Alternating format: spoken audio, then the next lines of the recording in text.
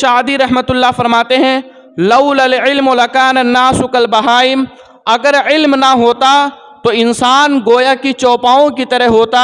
انسان اور چوپاؤں میں اگر کوئی فرق ہے تو علم کا فرق ہے کہ ہمارے پاس علم ہے، ہمارے پاس عقل ہے۔ اللہ رب العالمین نے ہم کو سوچنے کا، سمجھنے کا، علم حاصل کرنے کا ہنر دیا، جس کی وجہ سے سعدی رحمۃ اللہ علیہ فرماتے ہیں کہ انسان کے پاس اگر علم نہ ہوتا تو گویا کہ وہ چوپاؤں کی طرح ہوتا۔ اور فرماتے ہیں لولا العلم لما عرفت المقاصد والوسائل، اگر علم نہ ہوتا تو ایسی صورت میں ہم اپنے مقصد کو نہ جان پاتے۔ اللہ رب العالمین نے اس دنیا کے اندر ہمیں کس لیے پیدا کیا؟ اگر ہمارے پاس علم نہ ہوتا تو ہم اس مقصد کو نہ جان پاتے۔ جب رب کائنات نے قرآن مجید کے اندر فرمایا وَمَا خَلَقْتُ الْجِنَّ وَالْإِنسَ إِلَّا لِيَعْبُدُونَ، کہ میں نے انسان اور جنات کو اپنی عبادت کے لیے پیدا کیا، تو ہمیں پتہ چلا کہ رب کائنات نے ہم کو جو پیدا کیا ہے اپنی عبادت کے لیے پیدا کیا۔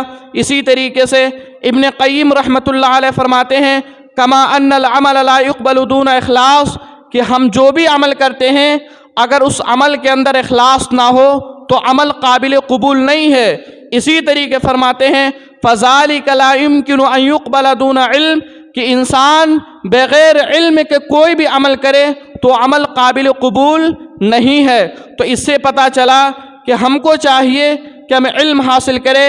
اگر ہم چاہتے ہیں کہ دنیا کے اندر ہم خوشگوار زندگی گزارے، دنیا کے اندر ہم اچھی زندگی گزارے، اور آخرت کے اندر بھی اللہ رب العالمین ہم کو جنت میں داخل کرے، تو علم حاصل کرنا ہمارے لیے بہت زیادہ ضروری ہے۔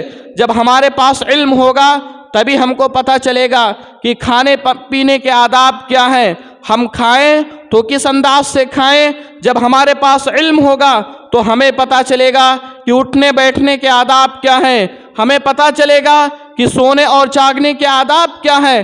جب ہمارے پاس علم ہوگا تو ہمیں پتہ چلے گا کہ مسجد میں داخل ہوں تو کس انداز سے داخل ہوں، سب سے پہلا کون سا قدم رکھے۔ جب ہمارے پاس علم ہوگا تو معلوم چلے گا، پتہ چلے گا کہ گھر کے آداب کیا ہیں، گھر کے اندر داخل ہوں تو کس انداز سے داخل ہوں۔ جب ہمارے پاس علم ہوگا تو ہم رشتہ داریوں کو جوڑیں گے، صلہ رحمی کریں گے۔ جب ہمارے پاس علم ہوگا تو ہمیں معلوم چلے گا کہ مہمانوں کی مہمان نوازی کس انداز سے کی جائے۔ جب ہمارے پاس علم ہوگا تو ہمیں پتہ چلے گا کہ توحید کیا ہے۔ جب ہمارے پاس علم ہوگا تبھی معلوم چلے گا کہ توحید ربوبیت کسے کہتے، توحید الوہیت کسے کہتے۔ وہ توحید جس کے بارے میں ہمارا ایمان و اعتقاد ہے کہ ایک انسان اگر اس دنیا سے وفات پاتا ہے اور توحید پر وفات پاتا ہے تو رب کائنات ایک نہ ایک دن اس کو جنت میں داخل کرے گا، اور ایک انسان اگر توحید پر اس کو وفات نہ ہوتی تو رب کائنات قیامت کے دن اس کو جہنم میں داخل کرے گا۔ یہ علم کی اہمیت ہے۔ جب ہمارے پاس علم ہوگا تو ہمیں پتہ چلے گا کہ چھوٹوں کے آداب کیا ہیں، چھوٹوں سے ملے تو کس انداز سے ملے۔ جب ہمارے پاس علم ہوگا تو ہمیں پتہ چلے گا کہ بڑوں سے ملنے کے آداب کیا ہیں، استنجا اور قضائے حاجت کرنے کے آداب کیا ہیں۔ یہی وجہ ہے کہ عمر بن خطاب رضی اللہ تعالیٰ عنہ سے بعض یہودی آتے ہیں اور کہتے ہیں کہ تیرا نبی کیسا نبی ہے، تیرا نبی تو ایسا نبی ہے جو چھوٹی چھوٹی باتوں کو بتاتا ہے۔ تو عمر بن خطاب رضی اللہ تعالیٰ عنہ نے کہا ہاں سن لو، میرا نبی ایسا نبی ہے جس طریقے سے ایک ماں اپنے بچوں کو بتاتی ہے کہ اٹھنے بیٹھنے کے آداب کیا ہیں، جس طریقے سے ایک ماں اپنے بچوں کو بتاتی ہے کہ استنجا اور قضائے حاجت کس انداز سے کریں، اسی طریقے سے ہمارا نبی بھی ہم کو بتاتا ہے کہ استنجا اور قضائے حاجت کے آداب کیا ہیں۔ ہمیں ان چیزوں کا علم کب ہوگا، کب معلوم چلے گا؟ جب ہمارے پاس علم ہوگا۔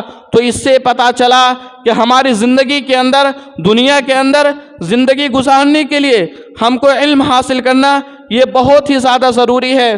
آئیے